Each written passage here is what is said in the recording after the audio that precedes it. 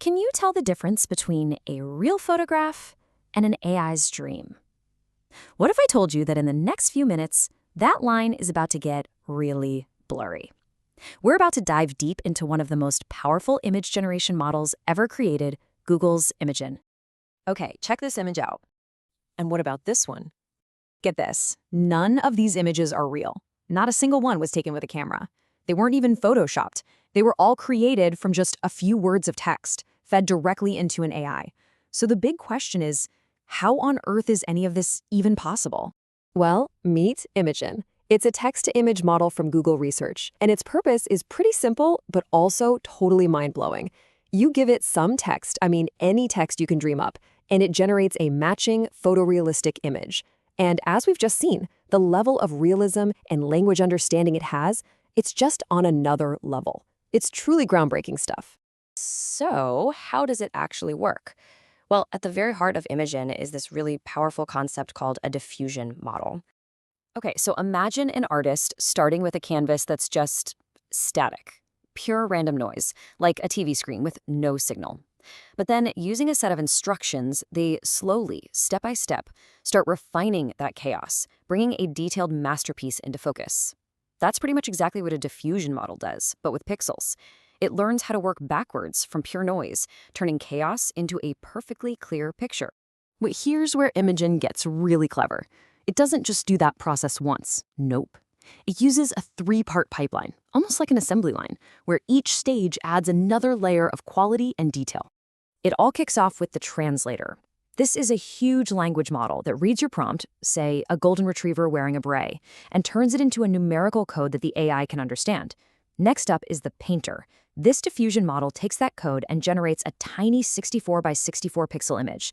Think of it as the rough first sketch. And finally, for the grand finale, two detailer models come in to work their magic.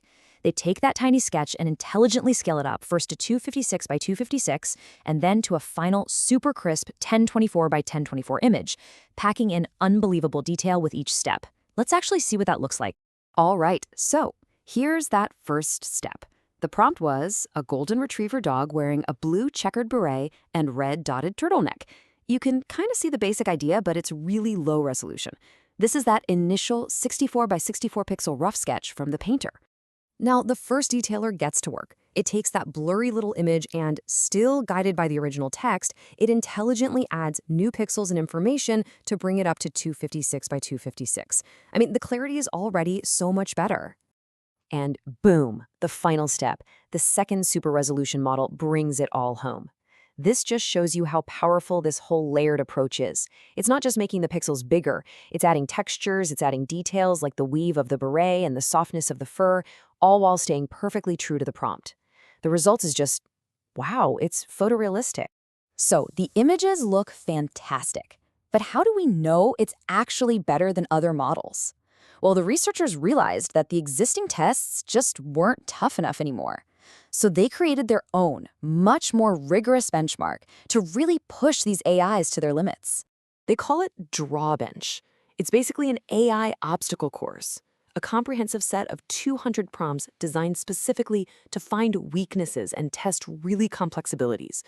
Things like understanding how many objects there are, spatial relationships, and even really bizarre and creative concepts. For instance, something as simple as counting objects is notoriously difficult for most AIs. But check this out. The DrawBench prompt was 1 cat and 2 dogs sitting on the grass. And yep, Imagen nailed it. This shows a huge leap forward in its understanding of how to compose a scene. Or what about complex spatial arrangements? The prompt here was a pear cut into 7 pieces arranged in a ring. Just think about that for a second. It's not just generating a pear. It's understanding the exact number of pieces and the specific geometric layout.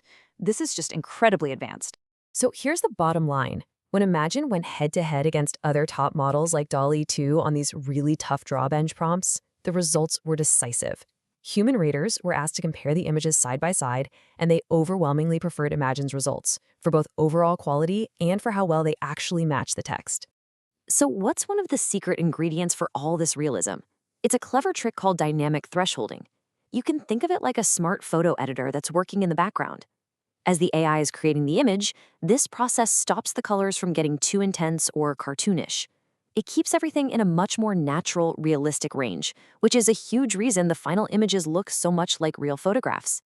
This technology is obviously incredibly powerful. And that brings us to probably the most important part of this whole story. Because for all its amazing capabilities, there's a very big reason you can't just go online and start playing with Imagen for yourself. The research team made a very deliberate decision not to release the model or its source code to the public. And the reasons why get right to the heart of the huge ethical challenges facing AI development today. This quote from the research paper itself says it all. You see, Imagen learned its skills by studying massive, mostly uncurated datasets scraped from the internet.